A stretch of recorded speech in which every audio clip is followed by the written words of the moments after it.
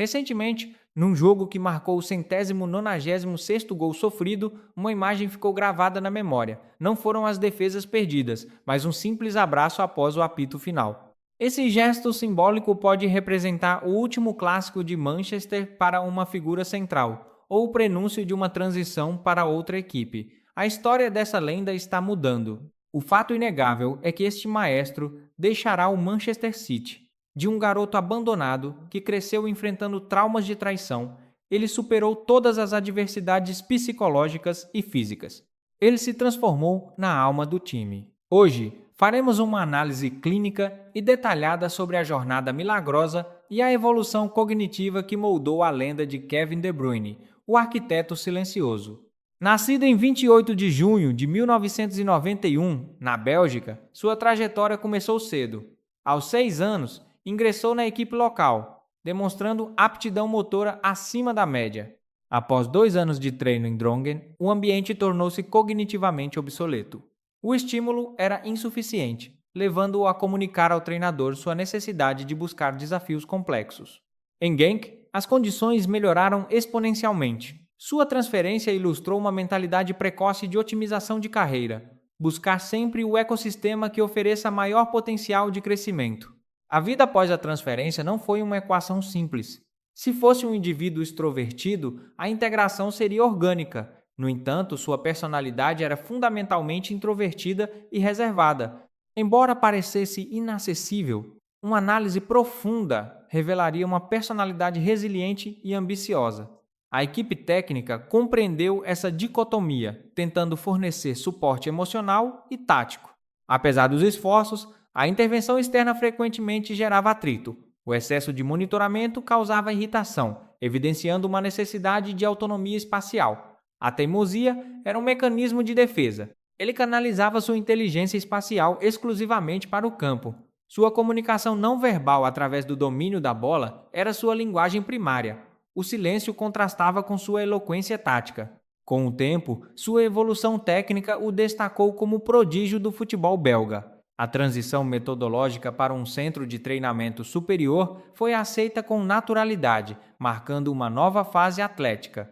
Entretanto, o isolamento geográfico cobrou seu preço. Aos 14 anos, deixar a estrutura familiar exigiu resiliência extraordinária. Após um ano, o clube providenciou um ambiente de acolhimento substituto.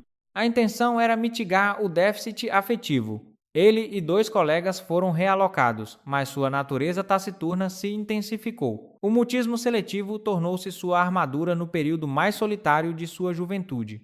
Apesar das turbulências emocionais precoces, ele encontrou um refúgio terapêutico no esporte. O rendimento acadêmico melhorou, a biomecânica aprimorou-se e a ausência de conflitos externos era notável. O paradoxo se instalou. Enquanto ele encontrava equilíbrio interno, a família substituta rejeitava sua falta de expressividade verbal, consideraram-no inalcançável e interromperam o suporte abruptamente. A ruptura não foi comunicada diretamente, mas através de seus pais, causando trauma severo. A mãe sofreu o impacto da rejeição ao filho. As palavras proferidas criaram cicatrizes emocionais profundas. O próprio clube diagnosticou erroneamente o jogador como o vetor do problema. Sem alternativas residenciais viáveis, a solução institucional foi o confinamento num internato para jovens com distúrbios. Transformando a adversidade em combustível motivacional, a taxa de esforço físico atingiu níveis anômalos. A repetição obsessiva de chutes contra a cerca era um mecanismo de liberação de estresse. Aos 16 anos, essa dedicação patológica resultou na promoção ao time secundário. A paixão visceral pelo esporte exigia exibição. Indivíduos de alta performance sabem capitalizar janelas de oportunidade.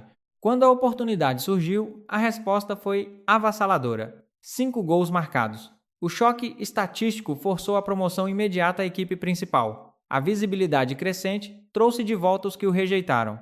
A antiga família de acolhimento tentou restabelecer vínculos, motivada pelo seu novo status. No entanto, a maturidade precoce permitiu-lhe analisar a natureza humana com frieza, compreendendo a superficialidade. Na temporada de 2008, sua amostragem foi de 2 partidas. Contudo, na temporada seguinte a progressão foi geométrica, um aumento de 20 vezes em participações, solidificando sua presença tática. O pico de eficiência inicial ocorreu em 2010, 35 partidas, 6 gols e 12 assistências. Ele foi o vetor tático na conquista do campeonato nacional, operando com visão periférica. Aos 19 anos, a convocação para a seleção belga validou sua evolução. Na primeira sessão, a precisão milimétrica de seus passes gerou espanto. A autoconfiança atingiu níveis ótimos perante a hierarquia.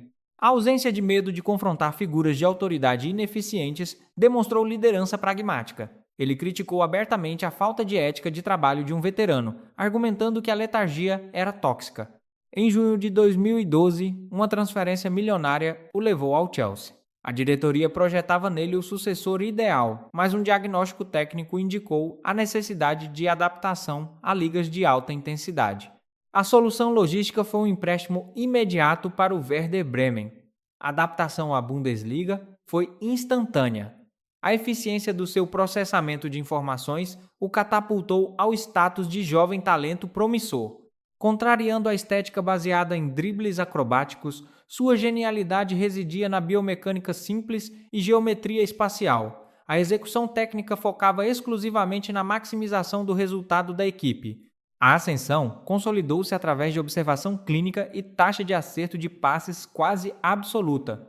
A sincronização perfeita com os vetores de movimento dos companheiros era resultado de escaneamento hiperativo. Estudos quantitativos revelam que ele realiza varreduras visuais 3 vezes a cada 2 segundos. Essa coleta de dados em tempo real permite jogar um futebol simples, o que é o processo cognitivo mais complexo.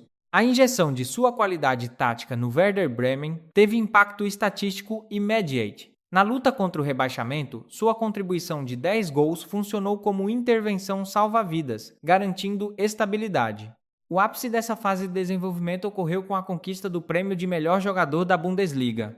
O Chelsea, monitorando esse pico de performance, acionou o retorno ao ambiente altamente competitivo inglês.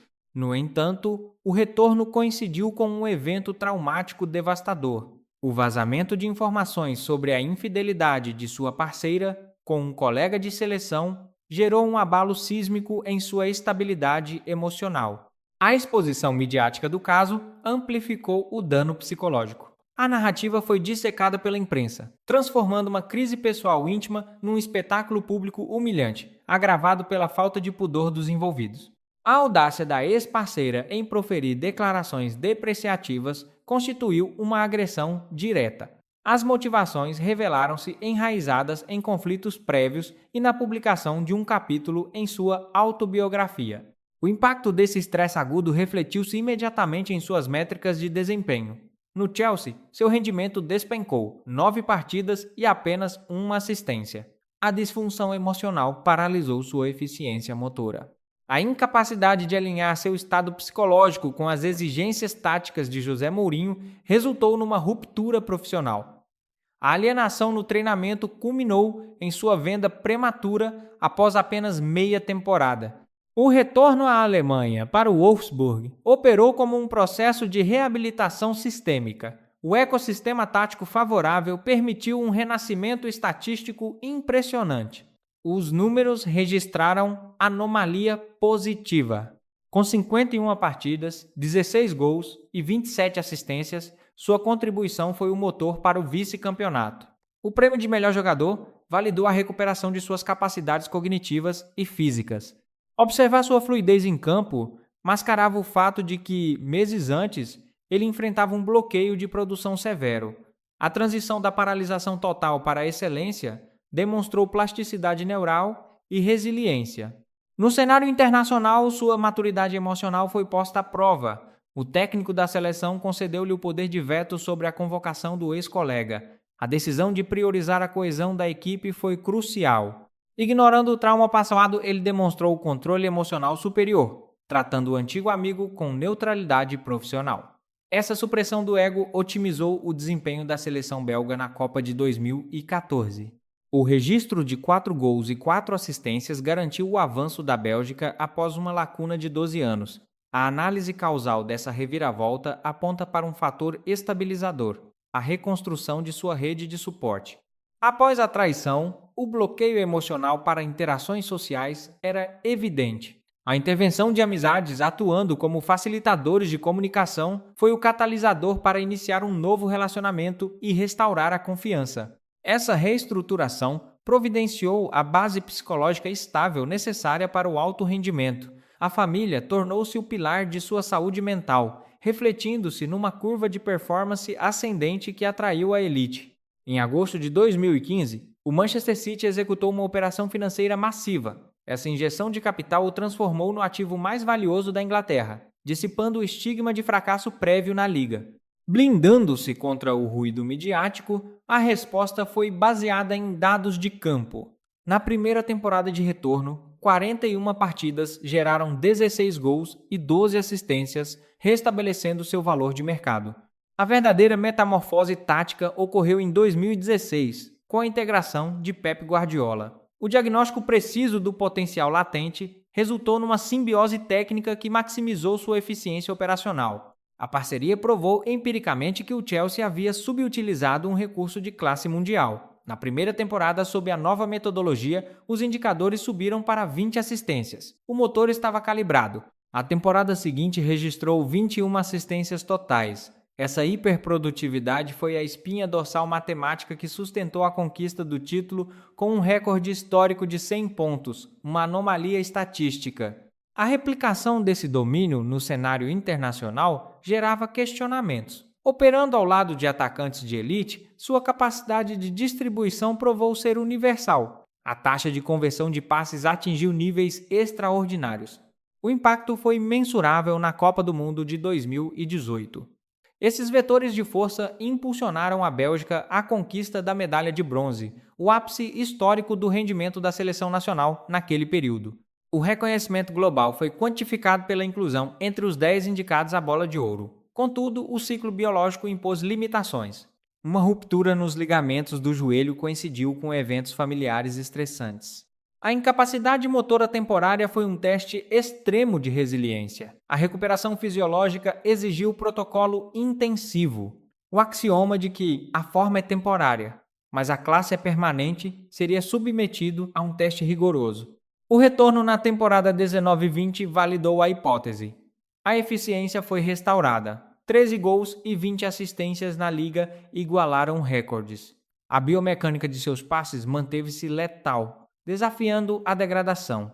Ao longo das temporadas subsequentes, a consistência estatística tornou-se sua assinatura. A manutenção de médias altíssimas evidenciou uma otimização contínua da gestão de energia e inteligência posicional no campo. O pico absoluto de sua curva de rendimento materializou-se na temporada 22 e 23 como maestro operacional. Os dados registraram 16 gols e 7 assistências, operando com máxima letalidade. Sua contribuição fracionada incluiu intervenções cirúrgicas em competições domésticas e europeias. Esse volume de produção foi o catalisador primário para a conquista da tríplice coroa histórica, estabelecendo um monopólio. Nesse estágio, a superioridade cognitiva sobre os oponentes era evidente. A capacidade de prever trajetórias e manipular blocos defensivos tornou-se um fenômeno biomecânico único e inigualável na história recente do esporte. Nas temporadas mais recentes, os dados indicam uma redução natural na frequência de aparições. No entanto, a precisão milimétrica e a qualidade intrínseca de cada passe mantiveram-se no percentil mais alto de eficiência tática. No ciclo de 23 a 24, 17 assistências em apenas 26 partidas provaram que a produtividade por minuto permaneceu excepcional. A economia de movimento foi compensada por letalidade maximizada. O ano atual apresentou variáveis adversas. Lesões consecutivas intensificaram o estresse sobre seu chassi físico. A degradação da durabilidade começou a afetar a continuidade operacional exigida no mais alto nível de competição. A perda de parceiros táticos essenciais e o fator idade reduziram sua capacidade de sustentar o ritmo intenso.